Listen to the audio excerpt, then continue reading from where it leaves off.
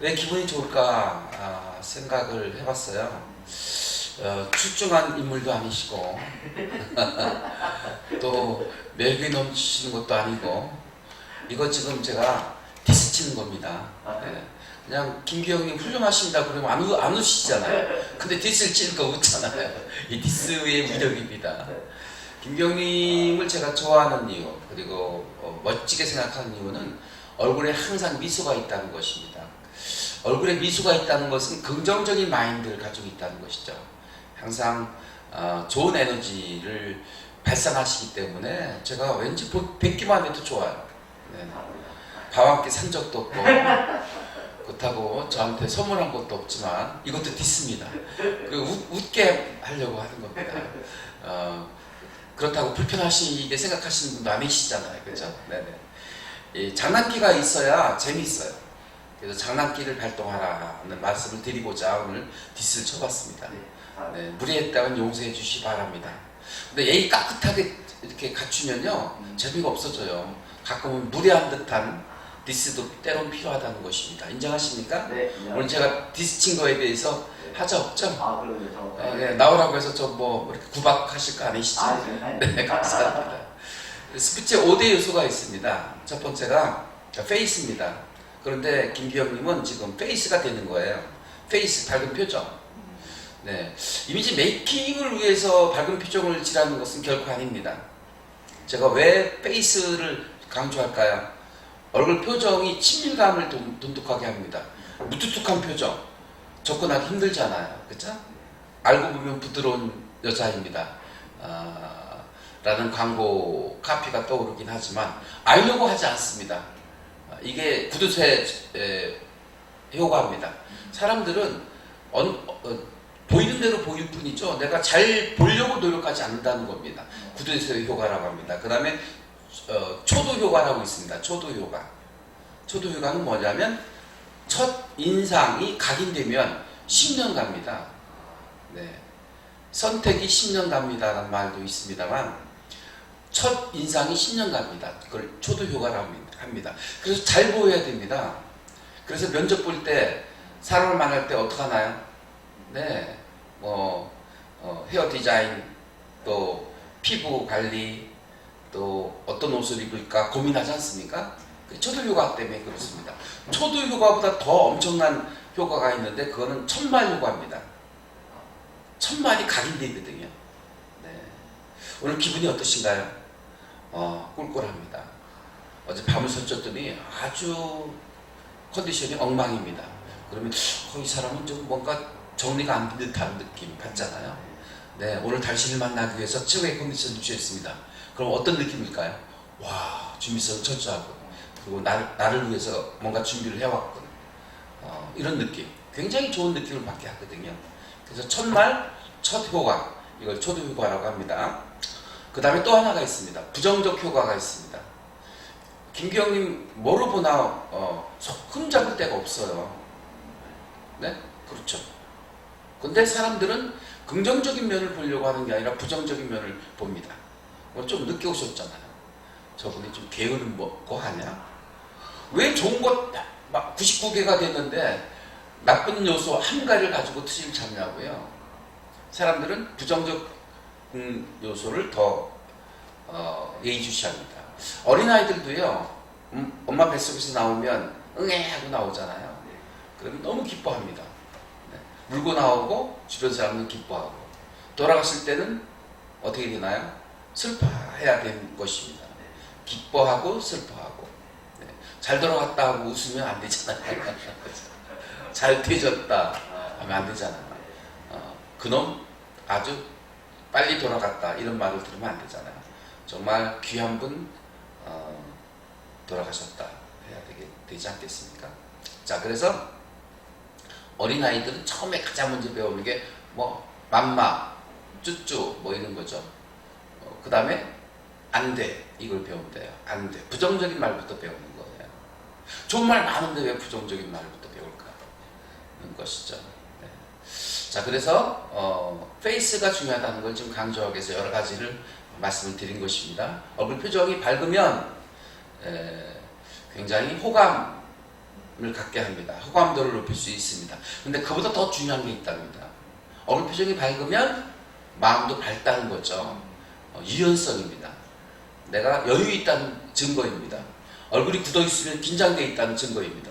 그래서 아는 것도 버벅됩니다. 그래서 긴장하면 안 돼요. 중요한 일이 있을 때, 중요한 대면이 있을 때 유연해야 돼요. 유연하려면 얼굴에 미소를 띠면 됩니다. 그리고 미소 띠고 있으면 마음이 여유가 생겨요. 이걸 가역성의 법칙이라고 합니다. 생각이 바뀌면 행동이 바뀌고, 행동이 바뀌면 습관이 바뀌고, 습관이 바뀌면 인격이 바뀌고, 인격이 바뀌면 운명이 바뀐다, 이런 말이 있는데요. 그걸 뒤집어쓰는 것이 가역성입니다. 네. 마음을 바꾸려면 행동을 바꾸면 됩니다. 마음이 기뻐서 웃는 것이 아니라 웃다 보면 기뻐집니다. 그죠? 네.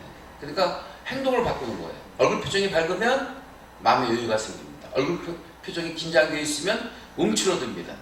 그래서 페이스가 중요합니다. 두 번째 스피치의 요소 중에 중요한 것, 두 번째가 뭘까요? 아이 컨택, 시선입니다. 바라보지도 않고 스피치하는 분이 많고 대화하는 분이 많이 있어요. 바라보지 못하면 열등감을 갖게 합니다. 자신감이 없어집니다. 위축되게 됩니다. 바라봐야 됩니다. 근데 사람들이 겁을 먹으면요, 바라보지 못해요. 피해요. 닭싸움 하는 거 보셨잖아요. 닭싸움 서로 마주보고 있잖아요. 그러다가 눈을 피하잖아요. 그 피하는 닭은 기가 꺾인 거죠. 그래가지고 팍 쪼우잖아요. 깃털 뽑고 그러지 않습니까? 네, 닭싸움 하듯 예의 주셔야 됩니다. 기가 꺾이면 안 됩니다. 아이 컨택입니다. 바라보아야 마음과 마음에 소통이 일어날 수 있고 공감을 얻어올 수 있게 되는 것입니다. 대상을 바라보고 스피치하고 대화하고 상담하고 컨설팅 해야 되겠습니다. 그래서 아이 컨택, 바라보아라.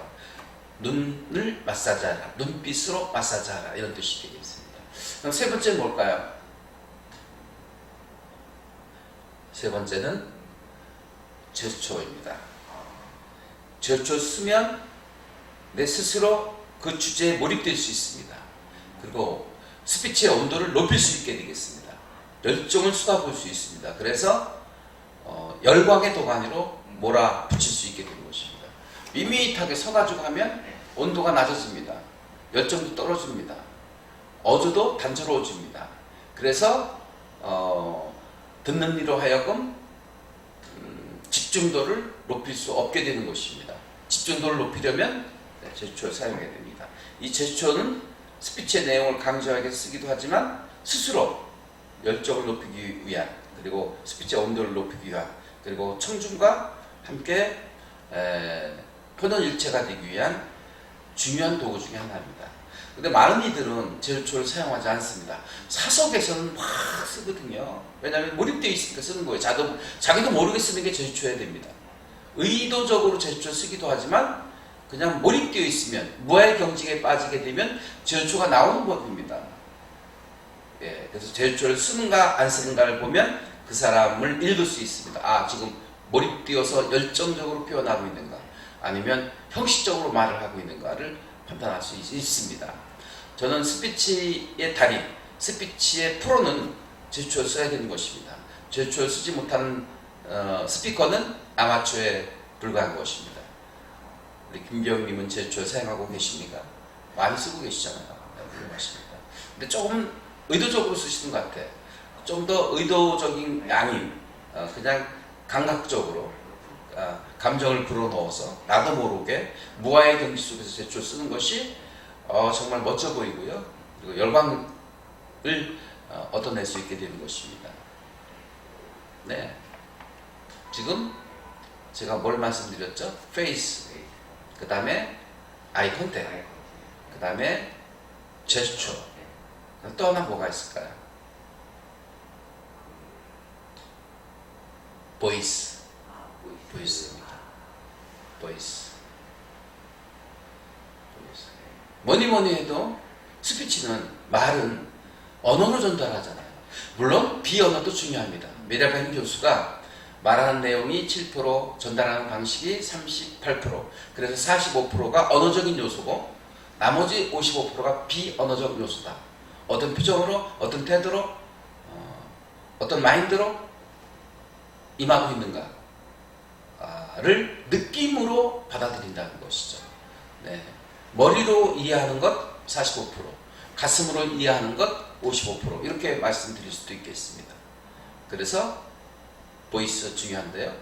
음색이 좋은 보이스 이거 아닙니다. 두터운 보이스. 어제 제가 힐을 한 사람 먹었는데요. 네. 전문 횟집은 두툼하게 씁니다. 그리고 전문적이지 않은 횟집에 가면 아주 얄팍하게 쓸어요. 그렇죠? 종이짝처럼 쓸어옵니다. 별로 맛이 없어요. 두툼해야 맛이 있지 않습니까? 목소리도 두툼해야 맛이 있습니다. 맛있는 스피치를 하시려면 보이스가 두툼해야 됩니다.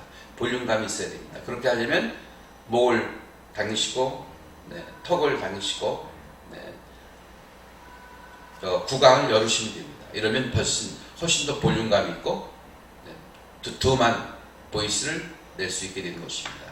그 다음에 다섯 번째가 마인드입니다. 어떤 마인드. 마인드는 곧 애티튜드, 태도를 일컫습니다. 마음에서 태도가 나오는 거거든요. 네. 김기영님을 존중하는 마음으로, 귀 여기는 마음으로 임할 때 신뢰가 쌓이는 것입니다. 내가 김기영님을 얕잡아보다 네. 정말 마음속에 있는 안 좋은 애티튜드, 태도로 뒤술치는 것은 불신을 가져오고 더 나아가서 거부감을 갖게 하고 더 나아가서 괘씸하게 생각하고 더 나아가서 불쾌하게 생각하게 되는 것입니다. 내가 김기영님 초장에 뒷을 쳤는데 김기영님을 존중하는 마음으로 사랑하는 마음으로 뒷을 쳤습니다. 그러면 본인이 감지합니다. 근데 악의를 가지고 제가 뒷을 쳤다고 생각해 보세요. 그러면 불쾌하죠. 오늘 불쾌하지 않으셨잖아요. 그죠? 네. 불쾌감을 느끼는 것은 블랙 유머입니다. 네. 근데 파이트 유머를 쓰셔야 하잖아요. 저는 오렌지 유머를 씁니다. 좀 더 유쾌하게, 통쾌하게 쓰려고 하면 장난기를 발동하는 것이었습니다. 오늘 스피치의 5가지 요소를 말씀드렸습니다. 첫 번째가 페이스, 밝은 표정으로 여유를 찾아라. 두 번째, 눈빛으로 신뢰를 갖게 하라. 마음의 유대를 형성하라. 그 다음에 세 번째가 제스처로 열정적으로 표현하라.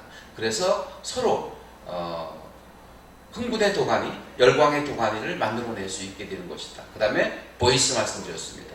두터운 목소리로 자신감 있게 정성을 담아서 진정성을 담아서 표현해야 됩니다.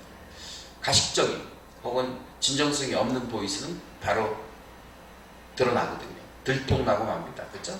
그래서 진정성이 있는 보이스, 볼륨감이 있는 보이스가 안정감을 갖게 하고 신뢰도를 높일 수 있게 되는 것입니다. 마지막으로 어떤 마인드로 임하고 있는 것인가? 존중하는 마음으로, 인류애적 마음으로, 사랑하는 마음으로, 존중하는 마음으로, 감사한 마음으로 임할 때 우리는 라포, 마음의 유대를 형성하고 신뢰하게 되고 믿음을 갖게 하고 그리고 그 말에 박수를 보내게 되는 것입니다. 박수 받는 스피치를 위해서는 이 5가지 스피치의 요소가 중요하다 하겠습니다.